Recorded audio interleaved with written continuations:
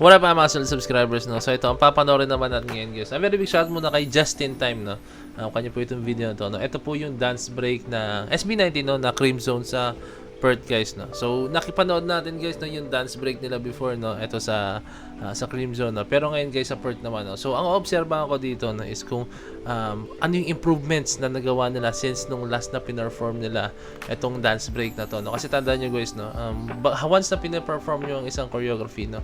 Merong growth yan, guys, no? Merong growth yan, no? Hindi pwede magstay ka lang sa level na to, no? So eto, panoorin natin maigi yung detalye kung ano yung mga binago nila or meron ba silang ginawang confident enough na ba sila, like yung facial reactions pa nila, yung pag-project nila sa tao, no? Confident enough na silang ibitaw yung steps kahit na meron nagpo-project sila sa mga tao. Kasi tandaan nyo, guys, pag halimbawang sumasayaw pa lang kayo bago, no, as in kakakuha nyo pala ng choreography, no, hindi nyo magagawang mag-project sa mga tao, no, kasi isipin nyo pa yung steps, pero once na na-absorb nyo na yung sayaw, no, kahit anong gawin mong usap dyan or mukha or facial reaction, kahit dumila ka ng isang oras, talagang wala na, andun na po talaga siya, no. Kaya hindi na po siya mawawala. Okay, guys, I think simulan na natin to, no. Isang bagsakan muna, tapos panoorin natin siya ng ulitin natin siya, detailed reaction detalye natin siya. So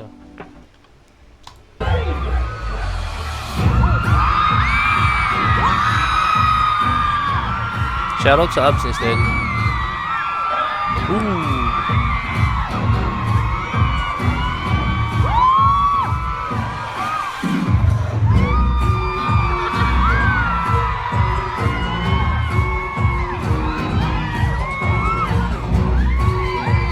Nice.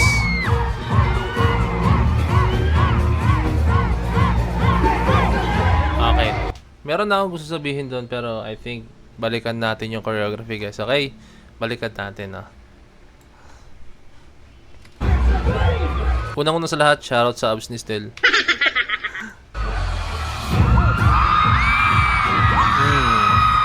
May kita mo rito, guys, yung quickness, yung sharpness ng movement ni Stel, no, as in sila, no, nagde-level po talaga, no. Hindi ko sinasabing hindi sharp yung movement nila nung sa umpisa, guys, no, pero I mean nung sa last performance nila nito, no, pero dito mas napansin ko yung sharpness, yung aggressiveness ng choreography nila.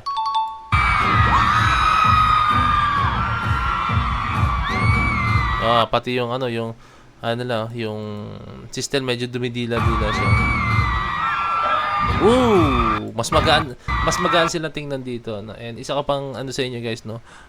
Once na ma-absorb mo na talaga totally yung choreography, no, mas magaan na yung galaw nyo kasi malalaman mo na yung mga technique, like kunyari ano bang dapat kong gawin sa part na to, paano ko ba ibibitaw, no. Once na absorb mo na, like yung katawan mo na mismo kusang gagalaw, no, magiging magaan na yung galaw, no, hindi na siya mabigat. So ganun, guys, no? Kumbaga ma-absorb na ng katawan mo yung choreography. So dito ang ganda na tingnan, sobra. Grabe yung yuko ni Stel, no? So na-maximize din nila yung galaw nila, guys, no? Kung yuko, literal na yuko talaga sila.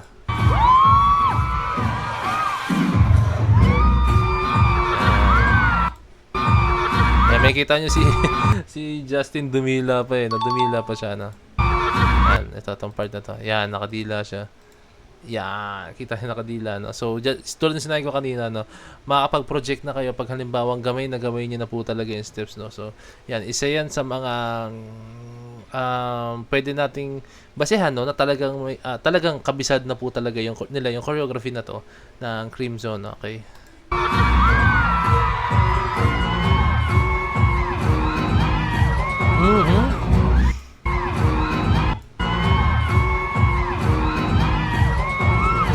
Grabe, kitang-kita ko yung footworks nila, yung galaw mismo ng paa nila, no? And isa pa yan, guys, no, isa sa pinakamahirap pag sumasayaw ka. Kahit yung mga beginner, no, as in, kahit ako, guys, sa tagal ko sumasayaw, sobrang nalilito pa rin ako pag halimbawang footwork ang pag-uusapan, guys, no, yung paa, no, as in yung mga choreography na medyo hindi siya appropriate or awkward siya sa galaw, no.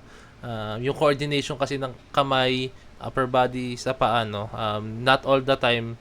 Pag halimbawa pumunta ka dito is yung paa mo dapat nasa kanan. May time na yung steps is pag pumunta ka rito yung kaliwang paa mo is yun yung gagalaw, no, 'di ba? Syempre initial reaction natin pag lalakad dito is kanan, no. May time na pag gagalaw ka pupunta rito is minsan yung kaliwang paa mong gagalaw or atras or sisipa bigla, no? So, may mga ganong klaseng choreography na po talaga ngayon na sobrang awkward, no? Kasi kailangan mo na rin syempre maging creative, no? Hindi ko sinasabing hindi creative yung mga gumagawa ng mga obvious na choreography na ito yung gagawin mo. Pero, syempre, dahil sa sobrang dami ng gumagawa no, dapat maging creative din po tayo, no? So, yun lang yung sinasabi ko guys, no? Yung mga part na yan, no?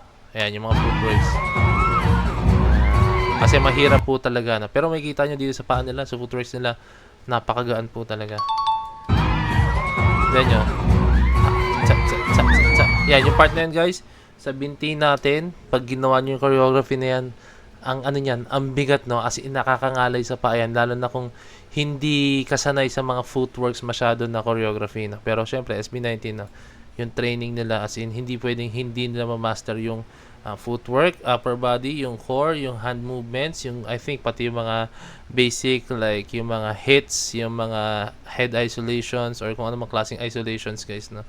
Arm isolation like yung mga ganyan, hand wave, mga ganyan. Oh, yan. Gusto ko rin yung glide nila ron.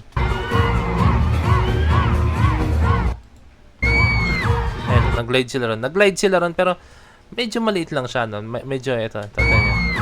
Yan, nakita niyo, medyo yung parang nag-slide sila. Nag-slide sila, nakababa yung left foot nila, nag-slide.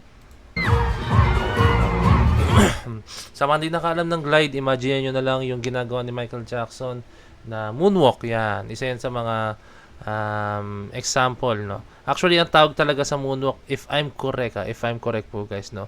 Backslide or backglide ata, no? Pero, syempre, ginawa na lang din po nila ng pangalan which is moonwalk. Ayun po yung pinakatumatak sa tao, no? Pero ang pinakatawag doon is backslide or backglide yata, no? Pagkakaalala ko guys, ha? So, yun, no? Gliding siya guys, no? Para kayo nag-i-skate. Okay.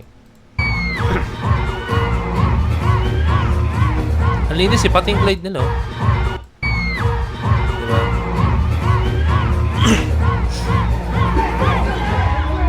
Let's go, no? So, ayun na siya guys.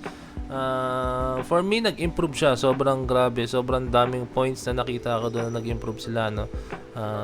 Iba talaga ang SB19. No? Pag halimbawa nagawa nila yung choreography na nakuha na nila is talagang 101% na po talagang ibibigay nila sa performance po talaga nila, no? And yun, nakita natin yung movements. And ulitin ko, hindi ko sinasabing hindi natin nakita yung movements sa last performance nila, no? Pero dito lang, mas naging clear siya sa akin, no? Mas naging confident sila, mas naging effortless na po yung galaw nila, no? Hindi mo na makikita yung para nag-iisip sila, no? Nagpo-project na sila sa mga tao, no? So, ayun, a very big shout syempre sa SB19, sa choreographers, Coach J, no?